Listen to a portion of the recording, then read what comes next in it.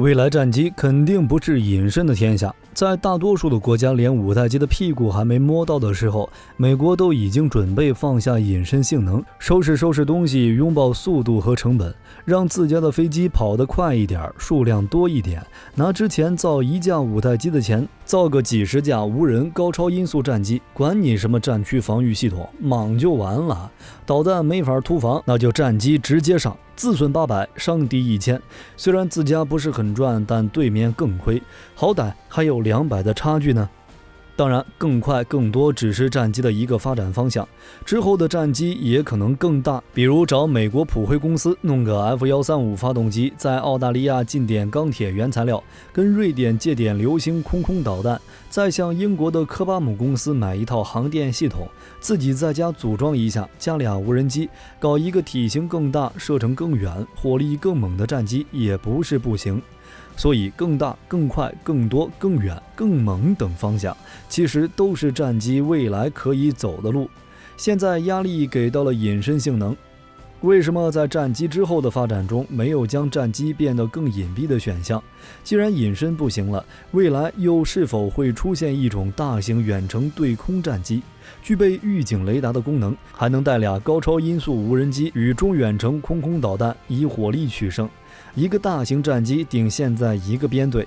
在大国都在拼命地研发自己的隐身战机，研制不成也要买的时候，火力军没有把隐身当作战机的重点发展方向，确实有点脱离大众。但事实就是如此，五代机的隐身性能不是不好，而是不够好，或者说隐身技术发展的速度跟不上反隐身发展的速度。唯一一个看明白的就是美国。2021年的时候，美国未来战机的研发方向就已经发生了变化，把战机的隐身性能给抛弃了。说抛弃还有点不合适，准确点应该是没之前那么宠了。现在美国军方的新宠就是速度和降低成本，原因就是隐身技术发展速度太慢，想要进化太难。美国空军的隐身战机发展史就是最好的例子。上个世纪80年代，其他国家一穷二白，刚开始研究战斗机图纸的时候，国家就大张旗鼓地开始了隐身技术的开发。90年代，别人家的飞机刚起飞，美国隐身的 B2 轰炸机就已经服役了。环绕世界1周之后，发现根本找不到对手。刚进21世纪，五代机 F-22 服役，后来隐身家族又多一个成员 F-35，之后呢没了。美国见甩了其他国家几十年，放缓了对隐身技术的研究，只是等了20年，就只有中俄2个国家赶了上来，在隐身性能上还不够全面，可见隐身战斗机的难度。从这方面看，火力军说美国是隐身界的扛把子，没人反对吧？现在老大都要转行了，手下的小弟还继续一条道走到黑。必须要承认，隐身战机在20年前确实屌。F-22藏在苏35的后面，一路跟踪来到俄罗斯的边境线都不会被发现。但是现在不行了，美国研究发展局研究当前的空战模式，给出了一个结果：隐身技术很难适应未来战争。未来先进的防空导弹可以对付任何隐身战机， F-35这种顶级的隐身战机也是在劫难逃。大国之间的对抗，隐身战机的作用基本上可以忽略了。为了不让自己的隐身战机在未来成为靶子，美军选择从根源切除，我不研究了，看你怎么拦。这不是逃避，而是有效的避免损失。美国的研究局认为，现在战机所能达到的隐身技术已经是物理隐身的极限，在短时间内根本不可能有太大的突破。而反隐身雷达不一样，它还有很大的提升空间。如果将隐身和反隐身技术的发展作为一场竞赛的话，画面估计就是龟兔赛跑。反隐身技术的发展要远远快于隐身技术，就算是在路上搬个床垫睡一觉，隐身技术也撵不上。解决这个问题的办法也很简单，既然没办法从反隐身雷达中逃脱，那就跑快一点，数量多一点，直接地毯式轰炸、饱和式打击，就算对面的雷达再牛逼，也没办法全部拦下来。就目前战机拦截情况来说，其实并不是隐身性能越强，拦截难度越大，而是速度越快的越难拦截。天下武功，唯快不破。对当前的战机雷达而言，最难拦截的目标其实就是高超音速目标。在导弹接近10马赫的飞行速度下，防空导弹很难在短时间内做出精确反应，导弹再来个末端机动能力，压根儿就没法拦。总的来说，火力军的看法就是之后的战机隐身功能肯定还会有，但绝对不是重点。战机速度估计是越来越快，朝着高超音速发展。武器装备有没有都行，毕竟战机本身就是最终进攻型武器，看谁不爽撞就完了。从另一个角度解释，这种战机就是无人机，降低战机的造价，增加战斗机的数量，就算是在大战中被炸掉一定数量，自家也不会心痛，更别说影响最终的战局。当然，抛弃隐身拥抱速度只是战机的一个方向，更大更远也只是另一个方向。我们延续开头的问题，未来会不会出现一种大型远程对空战机？功能上可以理解为战机预警机2合1，文能提笔安天下，武能上马定乾坤，当一个空中的扛把子，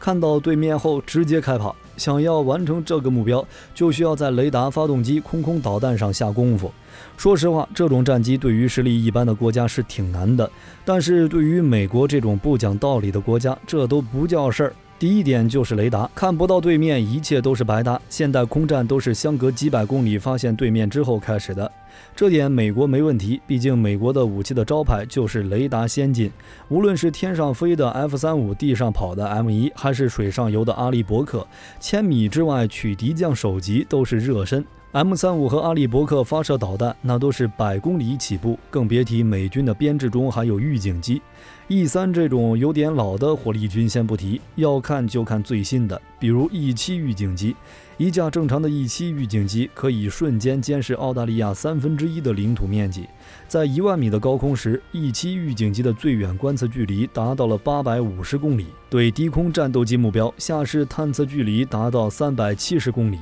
并且无论是刮风还是下雨从不罢工，可以在任何天气下跟踪分析600公里之外的180个目标，然后再呼叫20多个兄弟替自己干活。第二点就是发动机，预警机毕竟是监视别人的，上面装满了雷达设备和处理这些数据的电子设施，而且预警机一般都是客机改造的，本身就重，再加上雷达和电子设施更重了，单论重量就能干到4-5个战斗机。E7 预警机的最大起飞重量77吨， E3 预警机就更恐怖了，最大起飞重量150吨。相比之下， F-16 这种战斗机的起飞重量也就19吨。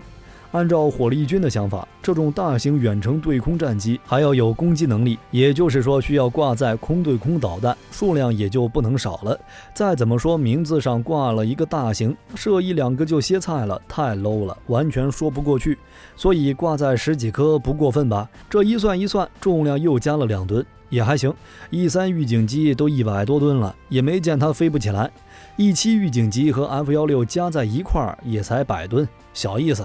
E3 装了4台普拉特惠特尼公司的涡扇发动机，咱也装4台，可以吧？实在不行，咱就升级一下，装3个也带得动。美国的发动机技术，各位不用怀疑，无论是涡扇发动机还是矢量发动机，美国玩得明明白白。F-35 战斗机使用的 F-135 发动机推力都达到了20吨。如果满分就是20，其他国家顶多到及格线，美国再领先个几十年，轻轻松松。不过能飞确实能飞起来，速度就没法保证了。E3 预警机的最大飞行速度855公里每小时， F-16 战机的最大飞行速度2000多公里每小时，而且战斗机的发动机都是喷气式的，加上气动布局，战斗机还有机会来一些高难度动作，规避导弹的伤害。但是涡扇不行，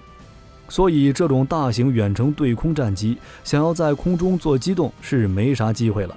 当然了，机动对于这种大型战机来讲也没用，对手刚出现在雷达探测范围，导弹就发射出去了。除非是对方人多势众，导弹不够用了，才会直面敌方的攻击。这种情况一般情况下是不会出现的，毕竟这种大型远程对空战机也可以当作预警机，叫人这种技能天生具备。对方人多反而是个好消息，毕竟自己才是主场，我只会比你们更多，一举消灭对方的空中主力，省得一直骚扰。还有就是空空导弹了，虽然首要前提是能看到，但也不能打不到。双方相隔500公里，这种大型预警机首先看到敌人，下一步就是火力打击。如果空空导弹的射程不够，一切白搭。你打不到别人，就只能叫好兄弟上去。这一种，说实话就没必要搞这种远程战机了，单单是看到对面预警机就已经足够了。要当就当大 boss， 而不是情报头子。这种新型的大型远程对空战机要的是火力，所以空空导弹的射程要比现在更远，不要求800公里这种高难度，对半砍就行。400公里的时候已经可以确定对面是敌是友，这种导弹也叫做超远程空空导弹，射程远，重量就更重了。这种战机的机动性又被进一步压缩，所以带2个就行。其他装备中，远程空空导弹就可以射个200-300公里。总的来说，在难度上，这种战机其实没有各位想的那么难。美国现在需要解决的就只有一件事：超远程空空导弹。那么之后美国会研发这种大型远程对空战机吗？在火力军看来，这种战机其实就是专用和多用的权衡，这俩谁更优秀暂且不提。就美国的发展情况来看，这种战机出现的契机是有没有战争，在大国对抗时基本不会出现，但是在和平时期是完全有可能的。大国对抗时讲究效能，要的是一支专用任务装备的结构，充分发挥专用飞机在执行这些关键任务时的潜力。不同任务种类的飞机通过联合与协同实现整体效能的提升，代价就是保障压力大，也比较费钱。但是都打仗了，还在乎那点钱？而和平时期则是追求效率。每当环境宽松或和平时期，就是追求多任务装备结构，在保证军队需求的同时，能以较少的钱执行更多的任务。专用任务装备结构方案能在更远的距离以更高的生存能力投送更多的火力。在大国博弈中，武力就是生命线。既然都聊到这儿了，咱们接着看未来的战机会向哪个方向发展。比如6代机，我们可以先来看看战机的发展。1代机喷气式加机枪机炮，2代机高空高速加雷达加导弹，3代机不追求高空高速，平衡各项性能，4代机3代机的升级版，5代机隐身加超音速巡航加超机动性加超信息优势。关于6代机的论断，谁都无法确定，路线选择比技术研发还要麻烦，即便掌握大量信息的专业人士也无法确定下一代的战机该如何发展。而想要了解未来6代机，还是要看美国。美国趟路最勤快，踩坑也最多，比如空空导弹出现后比机炮潇洒多了，美国觉得这才是真男人，于是就取消了 F4 鬼怪战斗机的机炮，这可是主力战机啊，步子迈的着实有点大。越南战争时 F4 被揍惨了，无奈最后又装上了机炮，直到5代机依然有一些带着机炮。咱们这边的吃瓜群众以为空战只要超视距导弹就够了，看看人家机炮有没有过时，还是没准的事儿。不过美国这坑不是白踩的，马上就悟到了空战真谛，不再追求又高又快，转而强调中低空机动性，顺利从2代机跨到了3代机 F4 的继承者 F14熊猫。不仅如此，美军对越南空战的失利进行了系统研究，还发现当时过于信赖科技，忽略了飞行员的战斗技能，于是设立了全世界最接近实战的红旗军演，专门磨练飞行员的战斗技能。美国这么下血本，自然得了精髓，所以到5代机为止，其他人跟着走就行了。6代机的路子估计还是美国优先。按照美国现在一直研发无人机的情况，那么6代机会不会是无人机？火力军这里认为不太可能，因为人工智能并非真的智能，空军未来或许会很依赖无人机，但无人机并不会取代战斗机飞行员。那么问题来了，智能无人机难在哪儿？人工智能总是伴随着一些玄乎词儿，深度学习、适应训练、模糊决策等等。外行听多了，以为人工智能真的会思考，实际上不行。人工智能本质上只是算法，也就是软件。所谓的学习训练，实际上就是收集数据、分析数据，而这个分析方法归根结底就是程序员敲下的代码，最底层的运算逻辑和两元店里的计算器一模一样。也就是说，人工智能没有脑子，只会死板的运行代码，无法完成那些需要脑子的事情。所以这个问题就变成了空战的哪些环节需要脑子？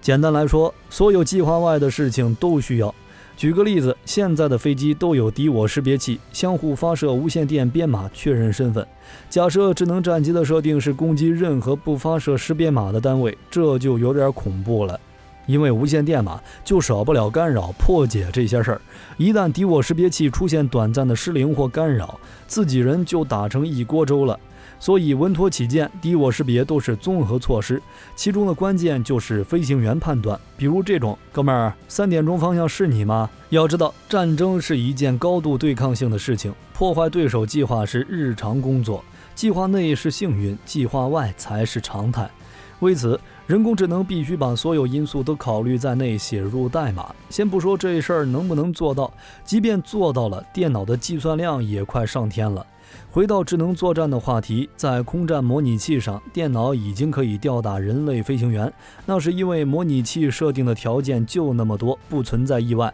电脑优势过于明显，无论是反应速度、概率计算、心理素质、身体承受极限。但在实战中，图像识别加上各种建模，相当于一个超大型战争游戏，这种计算量可不是现在军用芯片能扛得起的。下围棋赢了人类的阿尔法狗，体积有房间那么大，空战能赢人类的计算机，体积怎么也小不了吧？这让飞机怎么带？总的来说，第一，空战变数太多，电脑无法自主决策；第二，运算量太大，电脑跑不动。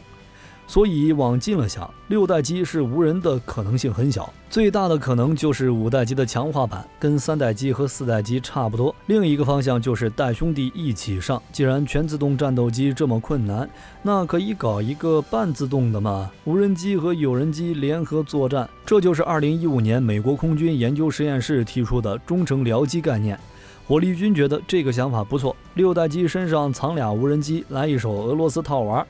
在发现目标之后，直接将对方围起来，关门打狗。不过僚机的性能也要跟得上，要不然还不如俩隐身的空导弹。总的来说，智能战机考验的主要是军用芯片和算法。往近了看，6代机肯定不是无人机，5代机的升级版就可以了。机炮该装还是要装，蚊子再小也是肉，火力能猛一点是一点。往远了说，智能无人战机还是6代机的有力竞争者。毕竟相对于太空战机这些个硬汉，智能战机的进步空间更大。甚至之后6代机出行还可以跟现在的航母一样，身边有几个小跟班，来一套无人空战作战系统也不是没可能。